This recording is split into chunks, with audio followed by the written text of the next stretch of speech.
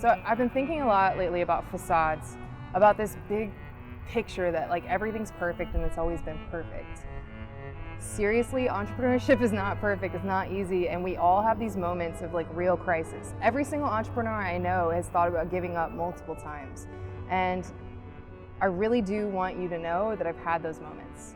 I lost a 5-year relationship and I was completely shattered and heartbroken. I was putting my rent on credit card. I actually owed at one point more than $215,000 and I had no idea how I was gonna pay it back. In fact, I had this moment where I was on the freeway and I thought, you know what would be easier is if I just get into a car accident and then I don't even have to worry about it or think about it. And I called home and my mom was like, Paige, you're not who you are. You're not right. It doesn't sound right. I want you to come home. And that's when I decided to pick up everything and move. And again, I thought about quitting. I thought, why am I relentlessly trying to do this? Why am I cold calling for clients and like just stressing out and freelancing my way into burnout? Like, what is wrong with me? Why don't I just go get a real job? Like, why don't I just go figure this out? Like, I shouldn't have to deal with this. It shouldn't be this hard.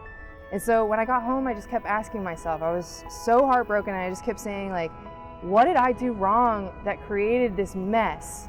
Why didn't I get to like just experience the joy of it? Was I not smart enough? Was I not strong enough? Could I not have figured this out on my own? And I've come to realize now that that is the wrong question. If you are going through your own dark period right now and you're wondering if it's gonna work out, but you have this calling from within you to keep going, I've started to reframe this and I hope this helps because there are no real facades, right? There's always the core truth is that we all have to go through something hard to get to the other side. So if you're familiar with Joseph Campbell, he talks about the hero's journey, and it's a formula for Hollywood films. And so think about, Superman. Superman, he's a personable character. We love him. In the beginning of the film, we get to know him.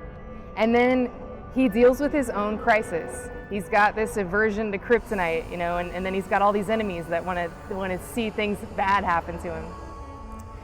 And then he goes through that struggle and he gets to the other side and he really rises as the hero. It's a formula for Hollywood blockbusters. I also fully believe that it is a metaphor for our lives.